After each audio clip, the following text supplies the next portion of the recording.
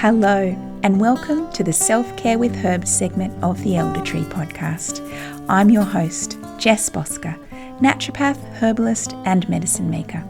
Before we begin, I'd like to acknowledge the Banjalang people, the traditional custodians of the land on which I live, and pay my respects to elders past, present, and emerging. Now, come along and join me each month for beautiful conversations with guests from across the country, exploring ways we can weave plant medicine into our days to enrich our experience of self-care, sharing routines, rituals, and recipes for elevating mind, body, and spirit. Although the end of the year and all it brings can be a time of joy and celebration, it can also bring to the surface feelings of expectation, trauma, grief, overwhelm, exhaustion, and heightened anxiety. So I thought it might be nice to deliver a little self-care for the silly season prescription to help smooth the way. Let's start with letting go of expectations of what this season should look like and leaning into what works for you and your loved ones.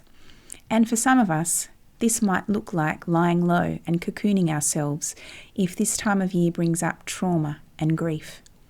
For those of us who do want to celebrate, what would it look like if you let go of the shoulds? What shifts can you make this year to reduce the overwhelm and exhaustion? Can you cook less? Can you buy less? Can you say no to more and leave some space in the calendar for slow days? I wanted to talk about changing the way we approach this season first, before I offered some herbal allies, because I don't think it's helpful or healthy to reach for a herbal medicine without also looking at the contributing factors which have led us to reach for a particular herb. The herbs can never do all the work, but they can be a beautiful support as we do some reflecting and work towards making some changes. A herbal prescription for this time of year is always going to be heavy on the nervines, that beautiful class of herbs that help support the nervous system by helping to ease stress, anxiety, and exhaustion. I'm talking about our nervine friends like milky oats, skullcap, and Californian poppy. Milky oats can offer a big, warm hug for the nervous system, taking the edge off the frazzles and easing overwhelm. This sweet tonic herb helps to nourish and ground the nervous system. So lovely for if we're feeling flighty and stuck in our heads, or in the state of hypervigilance that often accompanies times of intense stress. Milky oats can help us to feel more resilient in the face of stress, helping us to gain perspective and feel more grounded. At this time of year, we're often finishing off a lot of tasks, ticking off things at work, preparing for family gatherings, organising gifts. Our heads are holding a lot. We might start to feel scattered or like our thoughts are on a bit of a roundabout. It can become really tricky to switch off at night, or we might wake at 3 a.m. with the monkey brain and not be able to get back to sleep. This is where skullcap really shines. A wonderful herb for slowing busy thoughts, lowering an elevated nervous system, and easing the tension headaches that often accompany intense stress.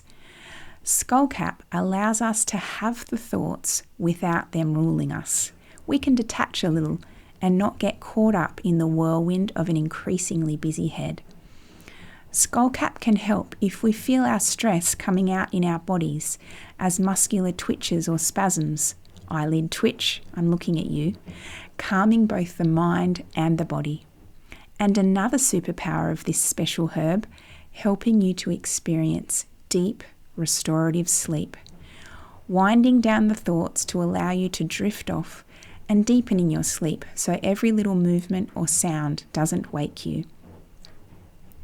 A good sleep can make everything feel easier, and feeling less exhausted is a true gift at this time of year. Californian poppy is one of my favourite herbs for ensuring a restful night. I've helped many long-term insomniacs with this potent but gentle herbal sedative. A dropperful half an hour before bed and you'll be drifting off before you can finish the page of your book. A lovely ally for those who sleep lightly or feel really agitated if falling asleep is difficult. Often, at this time of year, in spite of making changes to lessen the pressure, we still feel anxious and stressed.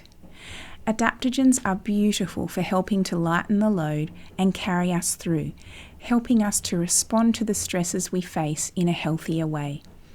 Tulsi, Withania, and Schisandra are 3 of my favourites for times like these.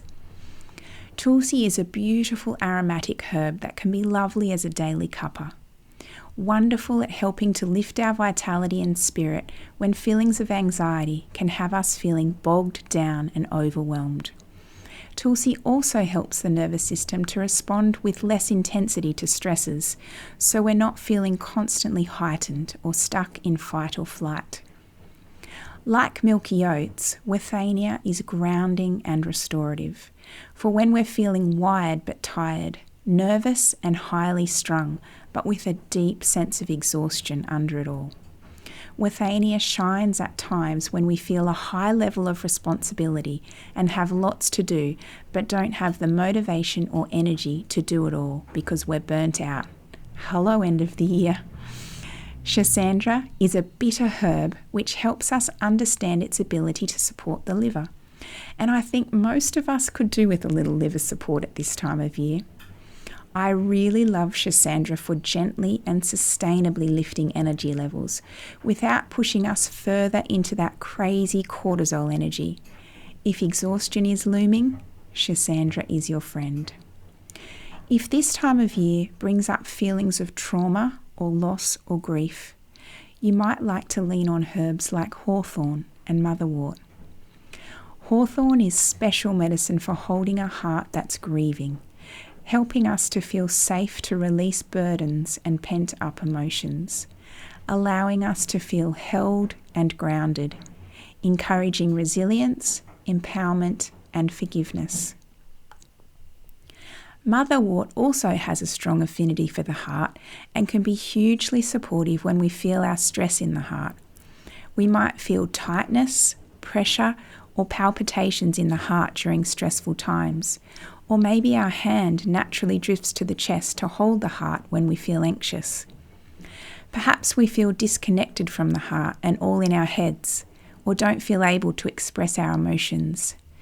Lion-hearted motherwort helps build confidence, strength, and resilience.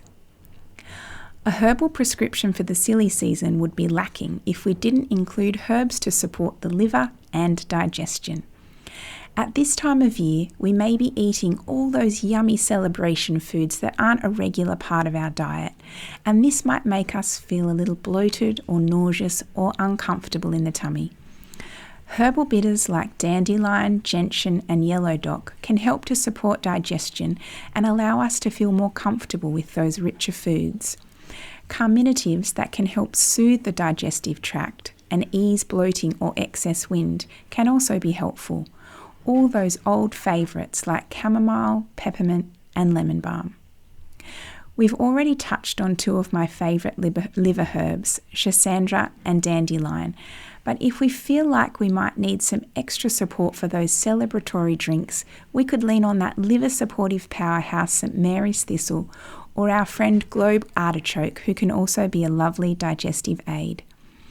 No matter whether you choose to celebrate or not, I hope you can show yourself some self-compassion this silly season and leave plenty of time for rest and rejuvenation.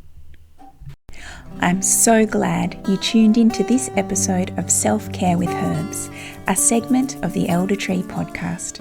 The Elder Tree is a non-profit dedicated to putting the medicine in the hands of the people through grassroots herbal education and earth skills, weaving a strong community of herbalists, healers, and plant folk in Australia. If you'd like to dive a little deeper, you can head over to our Patreon, the Elder Tree Trove, to access special content from our podcast guests. I hope you found something in this episode that has inspired you to begin to lean into those plant allies and to experience your practice of self-care blossoming and blooming. I look forward to sharing more ways you can weave plant medicine into your days next month.